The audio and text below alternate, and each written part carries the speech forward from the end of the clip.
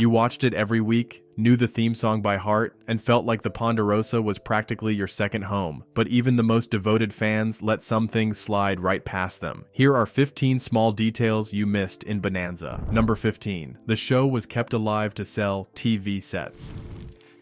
Now, don't you run away! Oh, I won't! Most people assume Bonanza survived its rough early years because audiences eventually found it. That's only half the story. When the show premiered on September 12, 1959, it landed in one of the worst possible time slots on television, Saturday nights at 7:30 p.m., going head-to-head with Perry Mason on CBS. Perry Mason was dominant. The CBS Saturday lineup also included Gunsmoke and Have Gun, Will Travel, which gave viewers very little reason to flip over to NBC's new western about a ranching family in Nevada. Bonanza didn't crack the Nielsen Top 30 in its first season, placing around number 45 overall. Executives at NBC were ready to pull the plug. What saved it had nothing to do with the Cartwrights and everything to do with money. NBC's parent company at the time was RCA, the same company that manufactured color television sets. In the late 1950s, color television was a technology looking for a reason to exist in American living rooms. Less than 3% of households had a color set when Bonanza debuted.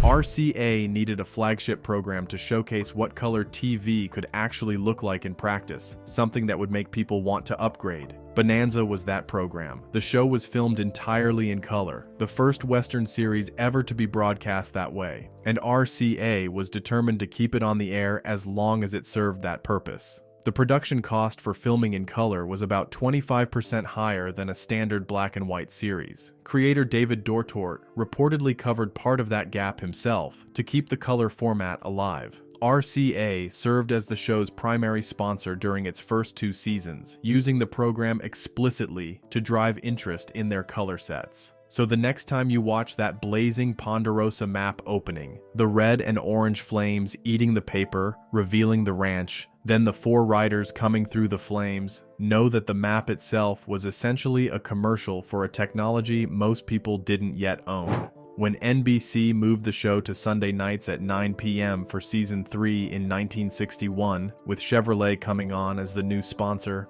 everything changed. The ratings soared. By the 1964-65 season, Bonanza was the #1 show in America, a position it held for 3 consecutive years. By 1970, it had appeared in the Nielsen Top 5 for 9 straight seasons, a record that stood for a long time. Number 14. The characters never changed their clothes, on purpose. Well, you backed up from the likes of you that put me here in the first place. If you ever watched back-to-back episodes and thought, wait, are they wearing the exact same thing? You were right. Starting around the 3rd season, the main characters wore the same outfits in virtually every single episode of the series. Ben's sandy shirt and tawny leather vest, Hoss in his big white hat and dark work shirt, Little Joe in that beige and green combination, Adam in all black. Every week, the same clothes. This was a deliberate production decision, and it served 2 purposes. The first was cost. Bonanza was already one of the most expensive productions on television, and keeping the wardrobe consistent made it far cheaper to duplicate outfits for the show's stunt doubles, men like Hal Burton and Bob Miles, who stood in for the lead actors during the more dangerous riding and fighting sequences. The second reason was stock footage. Because the characters were always in identical clothing, the production team could drop in previously filmed footage, a chase across a ridge, a hard gallop down a trail, into new episodes without it looking out of place. That footage had been filmed once and was reused throughout multiple seasons. By season 14, after Dan Blocker passed away, this system started to break down. Green and Landon occasionally appeared in slightly different shirts, simply because they could no longer reuse footage of themselves alongside Blocker. The wardrobe trick only worked when everyone was still there. Number 13, Lorne Greene, was only 13 years older than the men playing his sons. Will somebody tell me what's going on around here? It's one of those things you never think about while watching, but once you know it, it's hard to unsee. When Bonanza launched in 1959, Lorne Greene was 44 years old. Pernell Roberts, who played his eldest son Adam, was 31. Dan Blocker, the middle son Hoss, was also 31. That means Ben Cartwright's two older sons were only 13 years younger than the man playing their father. In the real world, that's more of an older brother relationship than a parent-child one. Michael Landon, the youngest of the three brothers, was 22 at the start of the series, which made the gap to Green more realistic for Little Joe specifically. But the dynamic with Roberts and Blocker gave the writers occasional challenges when storylines leaned into Ben's authority over men who, in real life, were barely his juniors. Lorne Greene carried it off with total authority. Before Bonanza, he had spent years as a radio broadcaster in Canada, where he had been nicknamed the Voice of Canada for his deep, resonant delivery. That voice was exactly what Ben Cartwright needed. When Greene spoke, there was a natural weight to it, something that convinced you, episode after episode, that this was the man in charge. Viewers simply never questioned whether a 44-year-old could plausibly be the father of two 31-year-olds. The show leaned into the backstory to paper over it. Through flashback episodes in the early seasons, viewers learned that Ben had been married 3 times, each time to a woman who had died young, and that each marriage had produced one son. The 3 different mothers, one English, one Swedish, one French Creole, gave each brother a distinct personality and look. It was clever storytelling. It also meant the show could justify the boys looking nothing alike, and it made the age mathematics slightly more forgivable when you accepted the whole complicated family history. Number 12. The theme song almost had a very different beginning. Get that chance. Best be ready for it. Stand still when I'm talking to you. That galloping instrumental is one of the most instantly recognizable pieces of music in television history, but it almost started very differently, and not in a way anyone would have been proud of. The Bonanza theme was composed by Jay Livingston and Ray Evans and arranged by Billy May. It was written with a full set of lyrics, and before the pilot aired, the plan was to have the Cartwright brothers sing those lyrics while riding out of Virginia City. 3 of the 4 cast members actually belted out the original lyrics at the close of the pilot: Greene, Blocker, and Landon. The odd man out was Pernell Roberts, who was actually the only trained singer of the 4. He abstained entirely, instead untethering his horse's reins and staying quiet while the others sang. When producers reviewed the footage, they made a fast decision. The singing scene was cut entirely before the pilot aired on September 12, 1959. It was deemed too campy, and the show went forward with a pure instrumental version. The footage of 3 non-singers attempting the song was left on a shelf and largely forgotten, until home video and archival releases made it available to curious fans decades later. If you search for it today, you can still find the clip. The instrumental version that replaced it went on to become one of the most recorded television themes in history. Members of the Western Writers of America named it one of the top 100 Western songs of all time. Number 11, Pernell Roberts tried to leave before the show even got going. I think she'd say anything to get a Cartwright into the Terry faction. Joe, cut it! Stop it! Adam Cartwright was presented as the steady, serious, responsible eldest son. Pernell Roberts, the man behind the character, was something else entirely, and he never made a secret of it. Roberts had serious objections to the show's content almost from the beginning. He was a trained stage actor with progressive politics, and he took issue with the scripts on multiple levels: the glorification of wealthy landowners, the way women were written, and, most significantly, the near-total absence of Black, Native American, and other minority characters in a show set in 1860s Nevada, where those communities were an integral part of real life. Virginia City in that era had a significant population of African Americans, Chinese immigrants, and Native peoples. Bonanza showed almost none of it. Roberts pushed producers repeatedly for more realistic representation. He lobbied to have Adam Cartwright enter a relationship with a Native American woman, to be played by a Black actress. The producers declined every time. He wanted out of his contract from very early on, and it took him 6 full seasons before NBC finally agreed to release him. He left after the 1964-65 season, widely reported to have called the show junk TV. When he walked, producers wrote Adam off by simply having the character move away, and Adam's absence was rarely addressed directly for the rest of the series. After Roberts left, Greene, Blocker, and Landon quietly divided Roberts' salary among themselves. Number 10. Michael Landon was several inches shorter than everyone else. Worked for us. We was all sick inside over fighting over that piece of land. All right, Pa, you go on.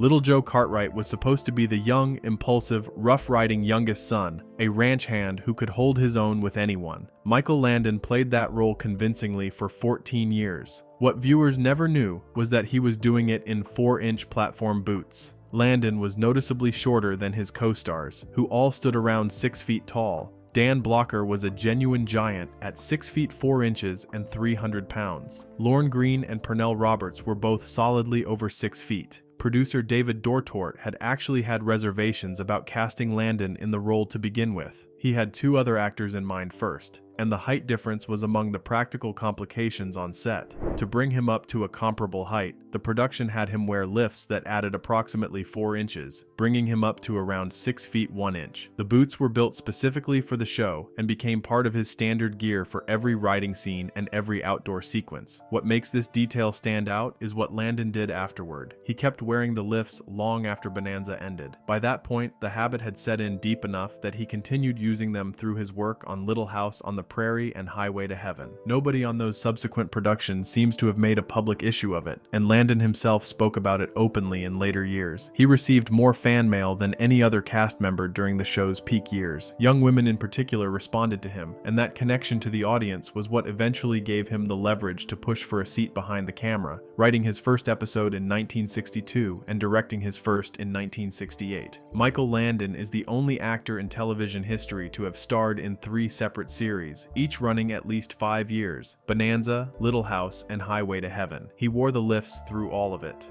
Number 9. Lorne Greene's hairpiece had one very memorable moment. Getting back in. Don't sell him short.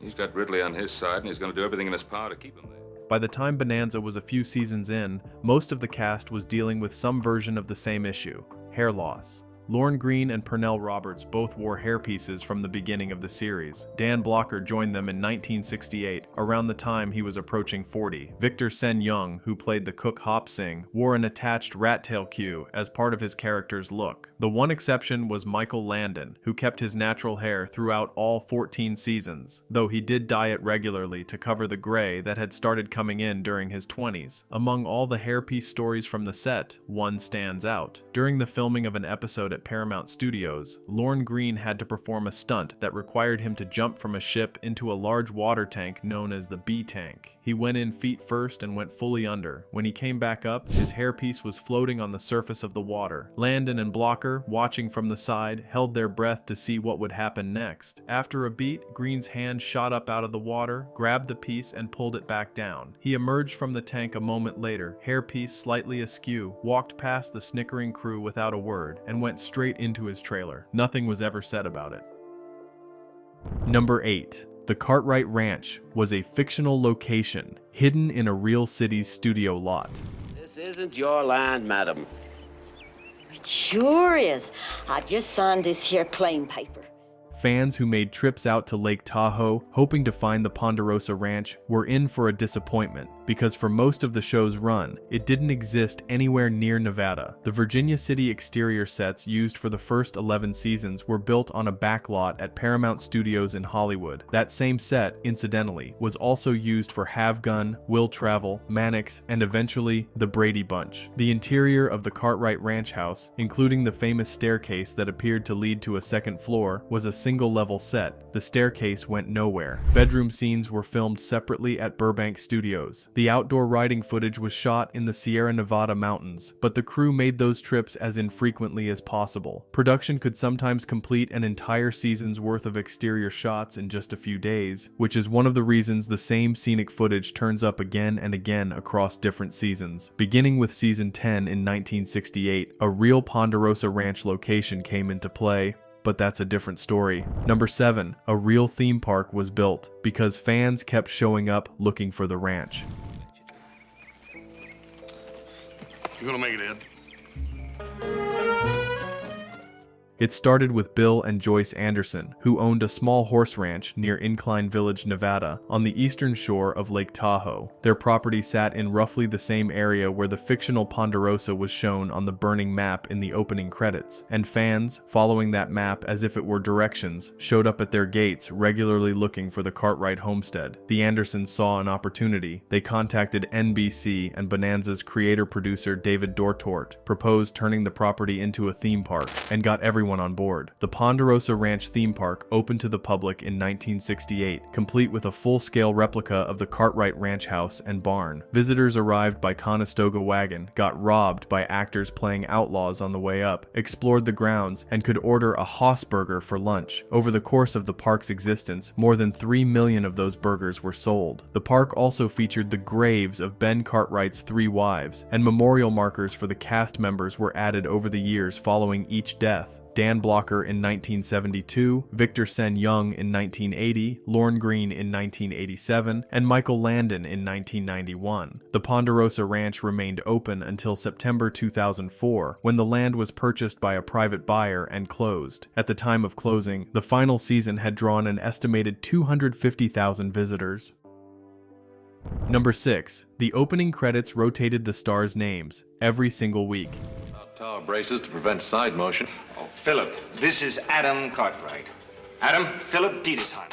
Here's something that slipped past almost everyone who watched the show in real time. The 4 original leads, Lorne Greene, Pernell Roberts, Dan Blocker, and Michael Landon, received equal billing on the show. None of them had a fixed position in the opening credits. The order of their names rotated from episode to episode, with no connection whatsoever to who had the most screen time in that particular episode, who was featured in the story, or who was considered the bigger star. This was a deliberate arrangement, set up from early on as a way of managing cast dynamics. In most ensemble shows of that era, billing order was a significant source of friction. Actors and their agents negotiated hard for position 1 or position 2, treating it as a measure of status. The producers of Bonanza sidestepped that conflict entirely by making top billing meaningless through randomization. What this meant in practice was that in some weeks, Dan Blocker's name appeared first. In other weeks, it was Landon, or Roberts, or Greene. Regular viewers who paid attention might have noticed the shuffle, but most people simply accepted it. It was subtle enough that it rarely drew comment. The billing arrangement became more complicated as the cast changed. When Pernell Roberts left after season 6 and new characters were introduced, the rotating system continued but in modified form. By seasons 10 and 11, Blocker and Landon were frequently receiving top credit over Greene. The whole thing was managed quietly and without fanfare. Just one of those small behind-the-scenes decisions that kept a large cast from fracturing over something as abstract as alphabetical order on a credit scroll.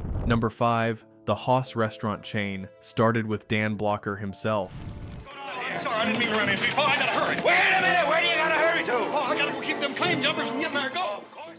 Most people know the Bonanza Steakhouse and Ponderosa Steakhouse restaurant chains as general Western-themed diners. What most people don't realize is that the original chain was directly tied to Dan Blocker, the man playing Haas. Blocker started the first location himself in the 1960s and initially called the restaurants Bonanza. The chain grew and eventually split into 2 separate brands, Bonanza and Ponderosa Steakhouse. Both became widespread chains across the country, the kind of family restaurants that were a staple of American roadside dining through the 1970s, 80s, and 90s. The branding played heavily on the show's imagery.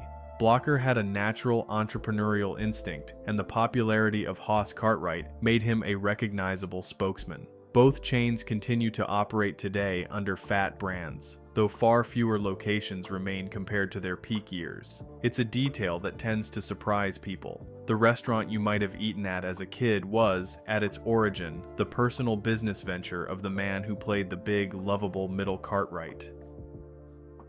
Number 4. Victor Sen Young was an accomplished chef in real life. Fair and honest man.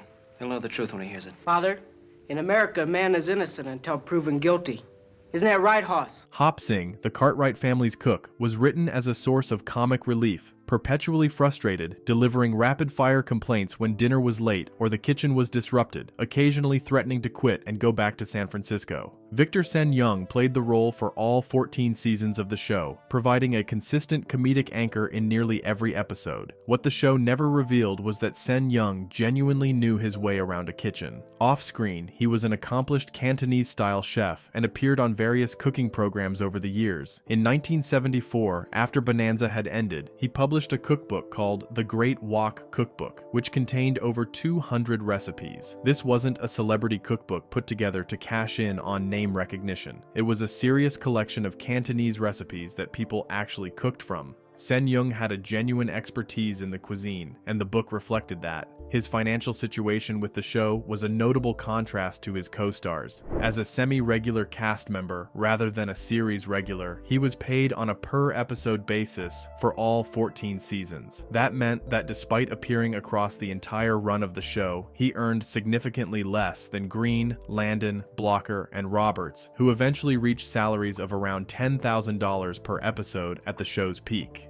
The cooking show appearances and the cookbook helped Sen Young build an income stream independent of his acting work. He was a beloved part of the Bonanza landscape, even in a role that was often limited to just a few scenes per episode. On average, Hop Sing appeared in only 8 or 9 episodes per season. The character was central to the story in only 2 episodes across the entire run, but those brief appearances were enough. Hop Sing became one of the most recognizable supporting figures in the show's history. Number 3. Adam Cartwright's departure was never really explained on screen.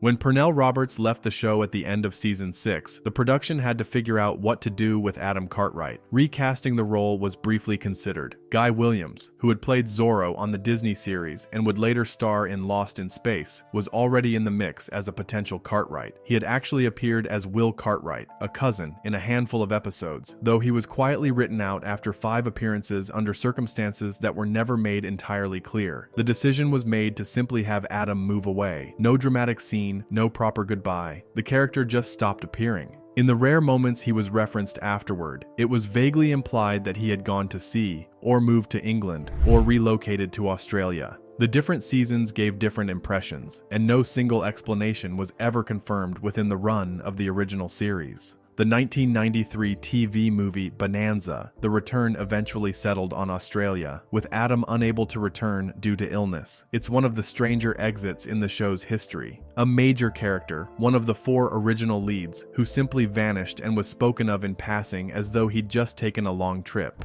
Number 2. The show's end was triggered by 2 things happening at once. Wait, now. I want you to tell me exactly what's been going on here. Most viewers assumed Bonanza ended because it had simply run its course after 14 years. The real story involves 2 separate blows landing in the same short stretch of time. Dan Blocker died on May 13, 1972, at the age of 43, following complications from gallbladder surgery. He had been a cornerstone of the show, and his absence left a void that the production could not fill. The 1972-73 season went forward, with Green, Landon, and Mitch Vogel continuing alongside returning cast member David Canary and a new character played by Tim Matheson, but Blocker's death had already damaged the show's foundation. At the same time, NBC made a scheduling decision that proved catastrophic. After 11 consecutive years in the Sunday night time slot, the network moved Bonanza to Tuesday nights in the fall of 1972, where it ran opposite Maude, the hit All in the Family spin-off on CBS. The ratings collapsed almost immediately. The show, which had spent years in the top 5, fell to number 52. NBC canceled Bonanza in November 1972. The final episode aired January 16, 1973. Number 1. Michael Landon was the only one who wore his own hair for all 14 seasons. Fast. Well, he took some prisoners down to Carson this morning. What's wrong? I just rode in from Alkali.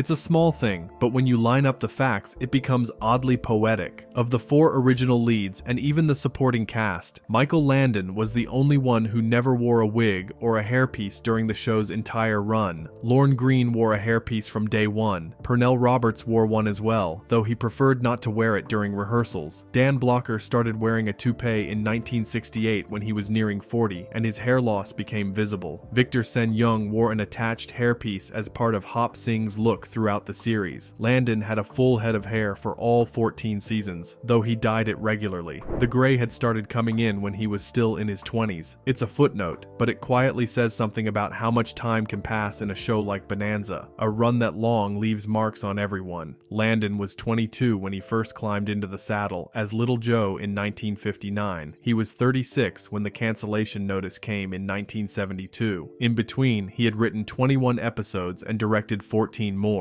He would go on to create Little House on the Prairie the very next year, and then Highway to Heaven after that, becoming the only actor in American television history to star in 3 consecutive series, each running 5 years or longer. The hair was just his. Everything else had been a production. Bonanza ran for 14 seasons and 431 episodes, and yet the details that lived between the lines, the decisions made off camera, the logistics of a long production, the personalities behind the characters, are still worth talking about. A show that big, running that long, leaves traces everywhere if you know where to look. Some of these details were visible every week. The same clothes, the names rotating in the credits, the staircase that went nowhere. Others were hidden in contracts and production ledgers and stories that cast members told in interviews years later. Together, they paint a picture of a show that was improvised and argued over and kept alive by a combination of talent, stubbornness, corporate interest, and a surprising amount of luck. The Ponderosa and the Cartwrights meant something real to the people who grew up watching them. That doesn't change when you learn what was happening behind the camera. If anything, knowing the backstory makes the show feel a little more like the family it was pretending to be. Messy, resilient, and somehow still standing at the end of a very long road. If you enjoyed this, hit like and subscribe so you don't miss what's coming next. There's a lot more television history to dig into, and we're just getting started.